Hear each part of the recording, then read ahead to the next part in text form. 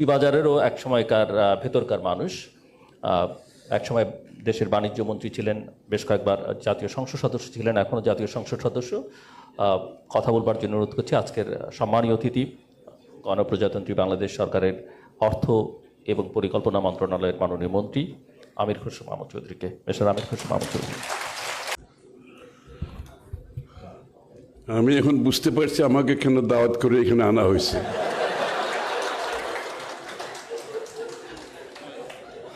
এটা যদি উদ্দেশ্য আমি জানতাম তাহলে আজকে এখানে আসতাম।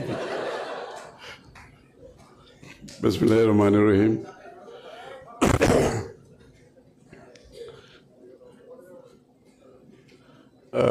শিরোনাম আর পড়ার দরকার নেই, আপনারা সবাই জানেন। উপস্থিত স্টেজে যারা আছে পার্টিসিপেন্ট, আমার সামনে শিক্ষক শিক্ষার্থী সহ এখানে গেস্ট যারা আছেন সবাইকে সালাম, আসসালামু আলাইকুম। আমি তো সবার বক্তৃতা শুনি নাই, তো সেলিম জাহান সাহেবের বক্তব্যটা শুনেছি।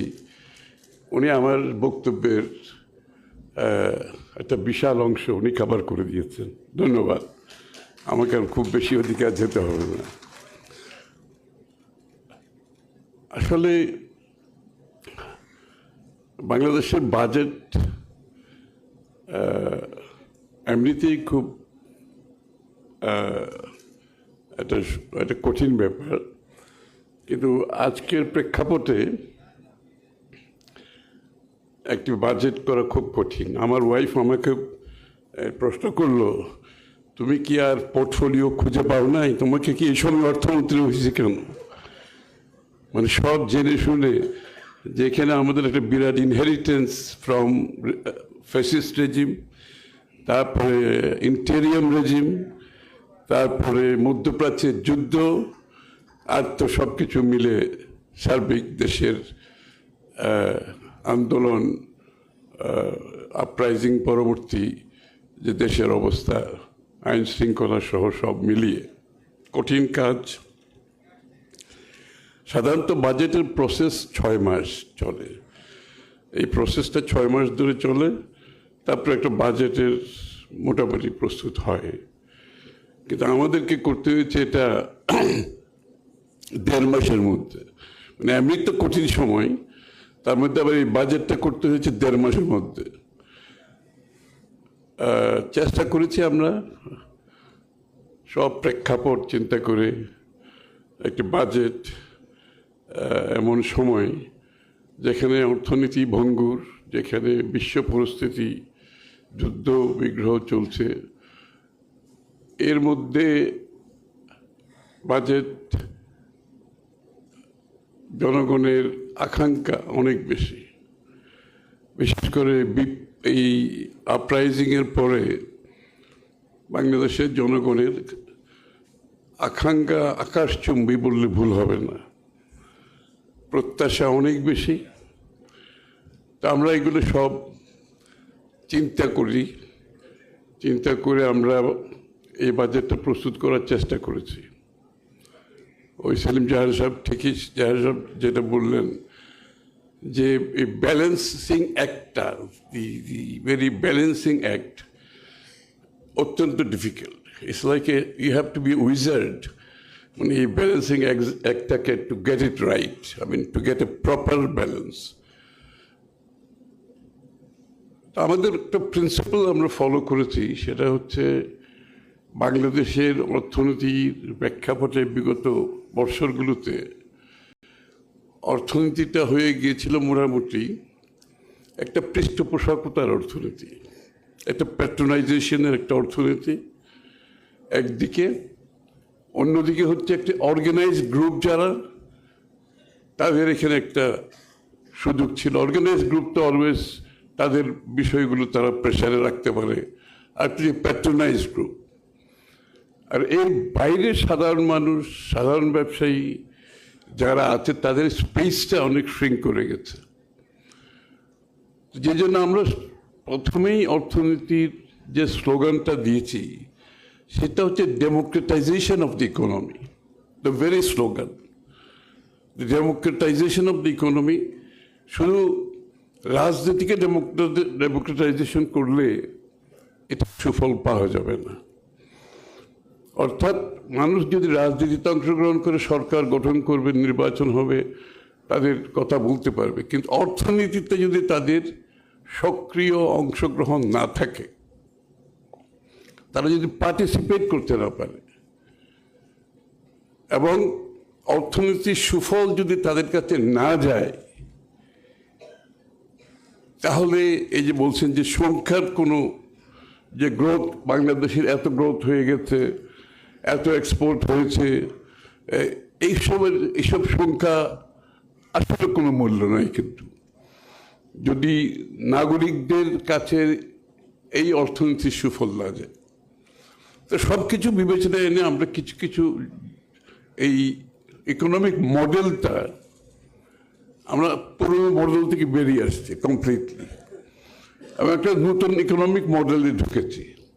এই মডেলটা যেটা আমি বললাম, the basis of democratisation of economy. তাহলে এই মডেলে আমরা প্রথমে যাদেরকে চিন্তা করেছি, আপনারা নিশ্চয়ই এর মধ্যে অবগত হয়েছেন, যে একটা ক্রিয়েটিভ ইকোনমি, অর্থাৎ এই ইকোনমিতে যারা বিগত দিনে সংযুক্ত হয় নাই, যারা ইকোনমিক মেইন স্ট্রিমে আসতে পারে নাই, মেইন স্ট্রিমের বাইরে রয়ে গেছে, একটা বিশাল জনসংখ্যা। বাংলাদেশে গ্রামে গঞ্জে কামার কুমার তাঁতি, আপনার এই কুটির শিল্প, সাধারণ মানুষ, ওই যে বরিশালে যারা শীতল পাটি, একটা পানিটা দেওয়া যাবে একটু?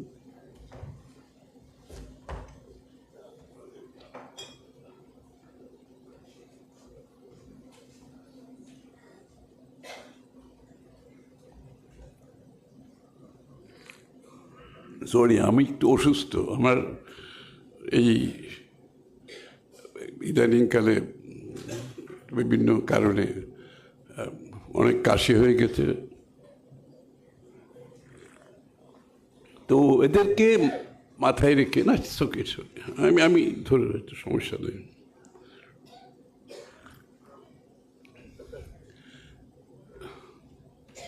এটা থাকবে না এখানে, স্লান্ট, ওইটা স্ট্রেট না, এটা পড়ে যাবে। আচ্ছা, এটা পড়ে গেলে ঠিক আছে, থ্যাংক ইউ। তো ক্রিয়েটিভ ইকোনমির কনসেপ্টটা হচ্ছে, আমি এক্সাম্পল দিয়ে বলি, একটা বরিশালের একটা গ্রামে আমরা গিয়েছি, শীতল পাটি বানায় ওরা।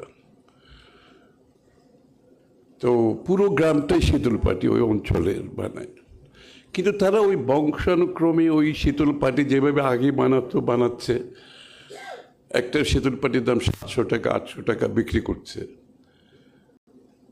তারপরে তাদেরকে জিজ্ঞেস করলাম, আপনারা, মানে আমার ওদের আগে ফ্যামিলি, তারপরে ওরা বানাচ্ছে, কিন্তু ওদের জীবনযাত্রার মানে কোনো পরিবর্তন হচ্ছে না। কারণ হচ্ছে ওরা তো গ্র্যাজুয়েট করছে না, ওরা আগের জেনারেশন থেকে যা রেখে গেছে ওখানে রয়ে গেছে। তা আমরা বললাম, আমরা যদি আপনাদেরকে যদি ফাইন্যান্সিয়াল সাপোর্ট দেই, স্কিল সাপোর্ট দেই, আমরা যদি আপনাদেরকে ডিজাইনিং সাপোর্ট দেই, আমরা যদি আপনাদেরকে ব্র্যান্ডিং সাপোর্ট দেই, আমরা যদি আপনাদেরকে মার্কেটিং সাপোর্ট দেই, তাহলে কী দাঁড়াবে? আমরা একটা স্টাডি করলাম। ইকুয়ালি মৃৎশিল্পে যারা আছে তাদের বেলা এটা অ্যাপ্লিকেবল, যারা গ্রামে গঞ্জে বিভিন্ন প্রোডাক্ট বানায় তাদের সবার জন্য। তখন আমরা সিদ্ধান্ত নিলাম, এই লোকগুলোকে যদি গ্র্যাজুয়েট করতে হয়, একে যদি আমি মেইন স্ট্রিম ইকোনমিতে আনতে হয়, এই সব লোকগুলোকে সারা বাংলাদেশে, তাহলে আমাদেরকে গভর্নমেন্ট এই সাপোর্ট গভর্নমেন্ট থেকে আসতে হবে। আমরা তাদেরকে ফাইন্যান্সিয়াল সাপোর্ট দিতে হবে, স্কিল ডেভেলপমেন্ট যদি প্রয়োজন হয় দিতে হবে, ডিজাইনিং সাপোর্ট। একটা শীতল পাটি যদি আপনি প্রপার র মেটেরিয়াল দিয়ে ডিজাইনিং করে যদি বিক্রি করে ওরা, আমরা হিসাব করলাম যে শীতল পাটি 700 টাকায় বিক্রি করছে, সে কিন্তু গ্লোবাল মার্কেটে অ্যামাজনের মাধ্যমে, ইবের মাধ্যমে 2000 টাকা বিক্রি করতে পারে, ঘরে বসে বিক্রি করতে পারবে, কোথাও যাওয়ার দরকার নেই, online real time. Equally for মৃৎশিল্প থেকে যতগুলো আছে, এবং সারা বিশ্বে কিন্তু এগুলো বিক্রি হচ্ছে। আমি নিজে থাইল্যান্ডে একটা ওয়ান ভিলেজ ওয়ান প্রোডাক্টে গিয়েছি, আমি দেখেছি পুরো গ্রামের লোকজন তাদের নিজের বাড়িতে এমন প্রোডাক্ট বানাচ্ছে, আমি অবিশ্বাস্য এই মানুষগুলো গ্রামে এই প্রোডাক্ট কীভাবে বানাচ্ছে। তখন আমি খবর নিলাম গভর্নমেন্ট তাদেরকে স্কিল ডেভেলপমেন্ট করেছে, ডিজাইনিং সাপোর্ট দিয়েছে, এবং প্ল্যাটফর্ম সন্ধ্যার সময় সবগুলো প্রোডাক্ট প্যাকেজিং হয়ে একটা কাউন্টার আছে, ওখানে জমা হয়, এবং এয়ারপোর্ট থেকে ভ্যান এসে সরাসরি এয়ারপোর্টে যায়, ইন্টারন্যাশনাল মার্কেটে চলে যায়। দে আর সেলিং অনলাইন অন অ্যামাজন, আপনার ইবে, অনলাইন বিক্রি করছে। প্রোডাক্টের ভ্যালু কোথা থেকে কোথায় যাচ্ছে। So this is main streaming.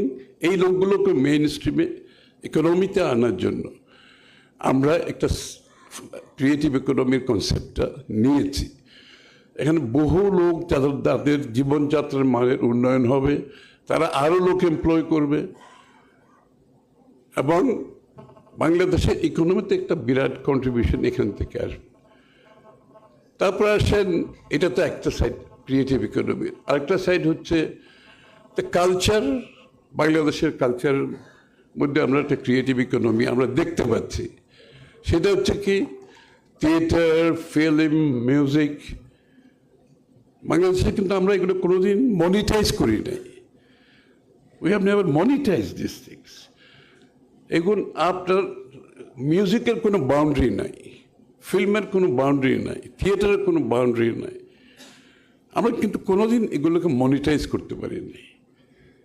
আমরা বুঝি যে একটা আমাদের দেশে বাউল গান আছে, আমাদের দেশে পল্লী গীতি আছে, আমাদের তো এন্ডলেস গান আছে আমাদের দেশে। বাট দিস পিপল গ্রামে গঞ্জে they never got the support. এদেরকে আমরা একটা সাপোর্ট দিয়ে যদি ওর গানটাকে আমি মনিটাইজ করতে পারি, এটার যে রেভিনিউ, তো দেখুন এখন সারা দুনিয়াতে আমরা কি এখন কোরিয়ান ড্রামাগুলো দেখছি না, আমাদের ছেলেমেয়েরা দেখছে না? সারা দুনিয়া জাপানিজ দেখতেছি, টার্কিশ দেখছি, সব দেখছি। But we have not created anything যেটা আমার দেশের জন্য, দেশের বাইরে যাওয়ার জন্য। সো আমরা সিদ্ধান্ত নিয়েছি, ঠিক আছে, okay, let's invest also here. This is আরেকটা এরিয়া। এটা হচ্ছে আমরা we want to set up some theatre district. ঢাকার বাইরে আমরা পূর্বাঞ্চলে একটা জায়গা দেখেছি, 160 একরের মতো একটা জায়গা আইডেন্টিফাই করেছি। হোপফুলি ল্যান্ড তো বাংলাদেশে খুব ডিফিকাল্ট জিনিস। হোপফুলি আমরা ওখানে একটা থিয়েটার ডিস্ট্রিক্ট করবো। ওই থিয়েটার ডিস্ট্রিক্ট থিয়েটার, ওখানে মিউজিক থাকবে, ওখানে পেইন্টাররা রাস্তায় পেইন্টিং করবে, ওখানে স্ট্যান্ড আপ কমেডিয়ানসরা থাকবে, ওখানে ডিজাইনার সব থাকবে, ওখানে ফাইন ডাইনিং থাকবে, ওখানে স্ট্রিট ফুড থাকবে। Everything to do with the entertainment will be there. So একটা মানুষ যদি ওই জায়গায় যায়, কমপক্ষে 2-3 হাজার টাকা খরচ করে আসবে রাতে যারা অ্যাফোর্ড করবে। So this is economics, this is GDP. GDP is not only in the manufacturing, this is what is GDP? এই সব তো ছাত্ররা আছে এখানে। What is GDP? Every money we spend is GDP. This is part of GDP. আমি theatre দেখলাম, this is জিডিপিতে add হচ্ছে। আমি গান শুনলাম, জিডিপিতে অ্যাড হচ্ছে। আমরা এইটাকে আমরা আরেকটা এরিয়া হচ্ছে কালচারাল এরিয়া, এবং মিউজিককে আমরা মনিটাইজ করতে চাই, আমরা ওইভাবে কাজ করতে চাই। আরেকটা হচ্ছে আমাদের দেশে অনেক হেরিটেজ প্রপার্টি আছে যেগুলোকে আমরা সারা দুনিয়াতে, যাদের হেরিটেজ প্রপার্টি আছে, ট্যুরিস্টদের ডেস্টিনেশন কিন্তু আপনি দুনিয়ার যে দেশেই যাবেন আপনাকে কিন্তু ওখানে নিয়ে যাবে। কিন্তু আমাদের হেরিটেজ প্রপার্টিগুলো আমরা রেস্টোর করি নাই, মনোযোগী হই নাই। সো উই আর আইডেন্টিফাইং আমাদের কী কী হেরিটেজ প্রপার্টি আছে, আমরা এগুলোকে রেস্টোর করতে চাই, আমরা এখানে ইনভেস্ট করব এবং এটা মনিটাইজ করতে চাই। Everything is about economics. কেন আমি এগুলো বলতেছি? এটা যে আমরা খালি যে